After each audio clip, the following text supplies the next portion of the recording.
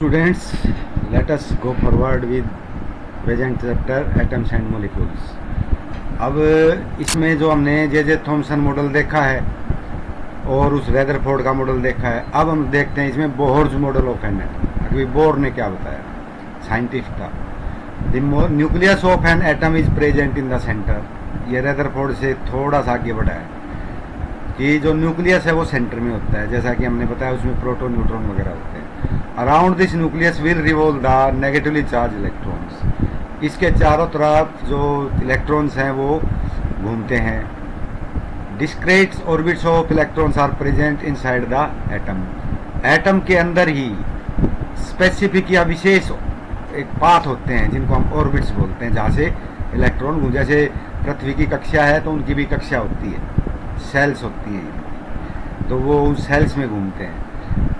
While in this orbit the electron don't radiate energy. और इसमें क्या है कि वो एनर्जी रेडिएट नहीं करते, यानी वो एनर्जी नहीं छोड़ते, अपनी एनर्जी बनाए रखते हैं जब वो घूमते हैं। This discrete orbits are represented by as K L M N. तो इनको हम के से, एल से, दूसरे तीसरे को एम से और फोर्थ को एन से हम डिनोट करते हैं। तो ये हम पहले डिस्कस कर चुके हैं, या नंबर से करेंगे तो 1 2 3 4 पहला और का ऑर्बिट है, सेकंड ऑर्बिट, थर्ड ऑर्बिट, इस तरह से। तो ये बोहर मॉडल था रेदरफोर्ड में, और इसमें थोड़ा बहुत फर्क है। जे थॉमसन का कुछ ज़्यादा ही अलग था। Compare all the proposed models of an atom given in this chapter. इस चैप्टर में दिए हुए सभी जो एटम्स के मॉडल्स हैं ना, उनको हमने जो है कंपेयर करना है। तो कंपेयर कैसे करेंगे, यानी उसकी जो करेक्टर्स हैं उनको कंपेयर करेंगे।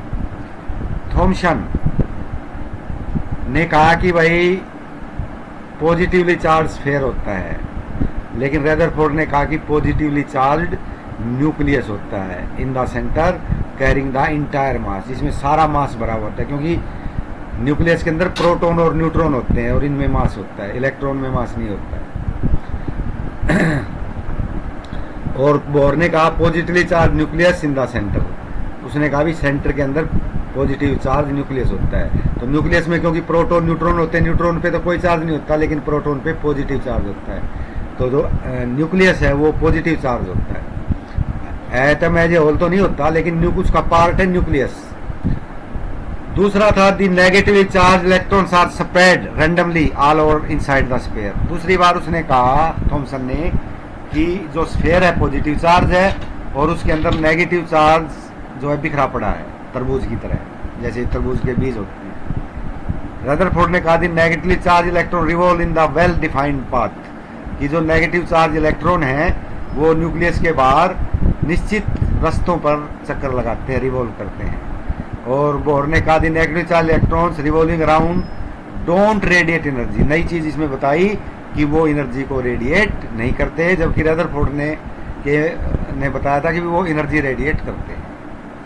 तो अब ये क्या एनर्जी रेडिएट होती है, ये आगे आने वाले जो इसके पार्ट होंगे उसमें देखेंगे। तीसरा है positive charge is equal to negative charge. इसने कहा कि भी पॉजिटिव चार्ज जो पार्टिकल हैं उतने ही पार्टिकल नेगेटिव चार्ज होते हैं। तो ये तो बात इसने भी कही थी। The size of atom is very large as compare to nucleus. और उसने कहा भी पूरा जो साइज है एटम का वो बहुत बड़ा होता है, जबकि न्यूक्लियस बहुत छोटा होता है, क्योंकि बाकी भाग में इलेक्ट्रॉन होते हैं जो काफी फैले हुए होते हैं। Orbits are levelled as K L M N और 1 2 3 4। और बोर ने कहा कि जो ऑर्बिट्स हैं जिनमें इलेक्ट्रॉन घूमते हैं उनको के एल एम एन में करते हैं, या इसमें इसके जो नंबर दे देते हैं, first orbit, second orbit, third, fourth, इस तरह से।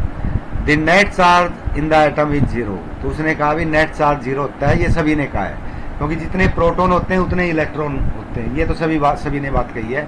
और नेट चार्ज एटम पे कोई नहीं होता, न्यूक्लियस पे पॉजिटिव होता है, और आउटर सरफेस है उस पर नेगेटिव होता है, आउटर पार्ट जिसमें इलेक्ट्रॉन होता है।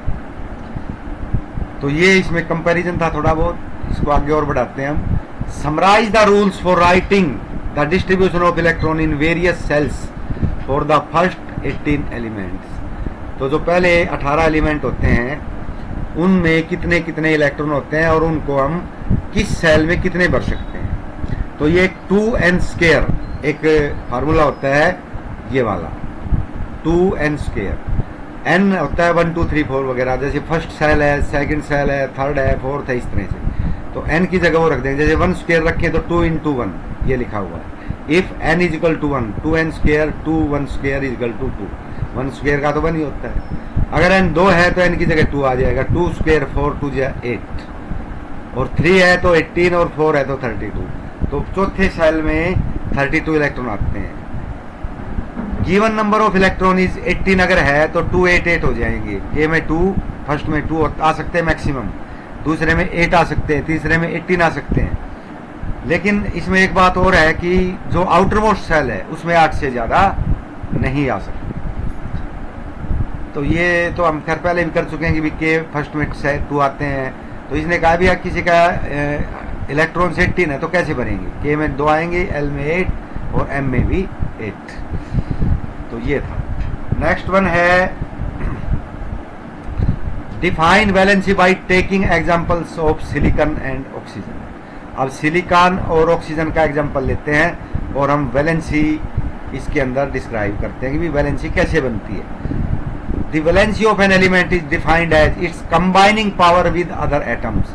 कि कोई एटम है उसकी वैलेंसी कितनी होती है, वो इस पे डिपेंड करता है कि वो कितने दूसरे एटम्स को अपने साथ उसकी रिएक्शन कर लेता है, अपने साथ मिला लेता है। जैसे हमने कहा कि भाई H2O, तो H 2 है और O 1 है, यानी एक O 2 H को अपने साथ मिला सकता है, तो O की वैलेंसी 2 आएगी, -2 होती है। तो ये वैसे मैंने फार्मूला मेकिंग में बताया था कि भाई वैलेंसी क्या होती है, याद भी कराई थी आपको। लेकिन वो बनती कैसे? It is measured by finding the number of electrons needed to complete the shell in which it is present और the excess electron present after the filling is complete. अब इसमें मैंने बताया था पहले भी कि जो आउटर मोस्ट सेल होता है, जैसे किसी में 3 सेल है तो आउटर मोस्ट होगा 3rd, सबसे बाहर वाला। किसी में 4 सेल है तो आउटर मोस्ट होगा 4th। अब उसके अंदर कितने इलेक्ट्रॉन है ये देखना पड़ेगा। अब क्योंकि हमने बताया भी बाहर वाला सेल है आउटर मोस्ट, उसमें 8 से ज्यादा इलेक्ट्रॉन नहीं आ सकते, चाहे वैसे उसमें 32 आते हैं, लेकिन लास्ट वाला अगर वो है तो 8 आएंगे, इससे ज्यादा नहीं आएगा। अगर इसमें 8 से कम है, 6 है, 5 है, तो ये ऑक्टेट कंप्लीट नहीं होता, यानी जो बाहर वाला 8 है वो 8 कंप्लीट नहीं होता, 8 इलेक्ट्रॉन। उसको कंप्लीट करने के लिए हम क्या करते हैं, बाहर से इलेक्ट्रॉन ले लेते हैं। अब कैसे लेंगे, मान लो 6 हैं तो ऑक्टेट करने के लिए उसके 2 इलेक्ट्रॉन चाहिए, तो 2 इलेक्ट्रॉन ले लेंगे। लेकिन लेने के बाद वो 2 इलेक्ट्रॉन, मान लो 18 इलेक्ट्रॉन थे पहले, अब 2 आने के बाद 20 हो गए, लेकिन प्रोटॉन तो 18 ही है।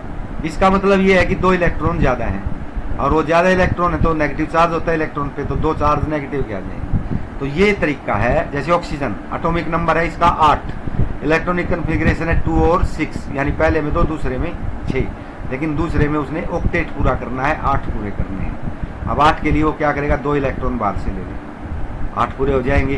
तो इसमें वैलेंस इलेक्ट्रॉन 6 है, जो वैलेंस सेल होता है आउटर मोस्ट सेल उसमें 6 इलेक्ट्रॉन है, 2 बाहर से ले लेगा, 2 बाहर से लेगा तो उसके 2 बढ़ जाएंगे, तो उसकी वैलेंसी 2 रह जाएगी माइनस की, क्योंकि उसने इलेक्ट्रॉन बाहर से लिए हैं।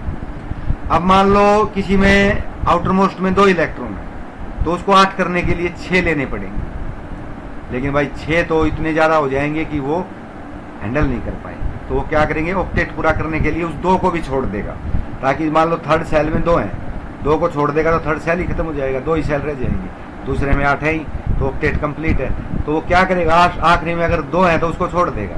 अब अगर 2 इलेक्ट्रॉन बाहर चले गए तो प्रोटॉन की ज्यादा हो जाएंगे 2, तो फिर पॉजिटिव चार्ज आ जाएंगे। तो अगर इलेक्ट्रॉन ज्यादा होते हैं तो नेगेटिव चार्ज, प्रोटॉन ज्यादा होते हैं तो पॉजिटिव चार्ज। ऐसे ही ये सिलिका है, इसमें 14 होता है तो आखिरी में 4 होते हैं, इसमें वैलेंस इलेक्ट्रॉन होते हैं 4, और इसकी वैलेंसी हो जाएगी 4 और ले लेगा ये बाहर से इलेक्ट्रॉन, तो -4 हो जाएगी। अगर ये 4 को छोड़ देगा तो +4 हो जाएगी। तो ये चीज हमने देखी, क्योंकि ये 4 तो बराबर हो गए भाई, 4 बाहर से भी ले सकते हैं, 4 छोड़ भी सकते हैं। तो छोड़ने हो तो ज्यादातर छोड़ने की संभावना बनती है, क्योंकि बराबर के 4 ही लेने पड़ेंगे, 4 ही छोड़ने पड़ेंगे, क्योंकि ज्यादा इलेक्ट्रॉनों को हैंडल करना मुश्किल है।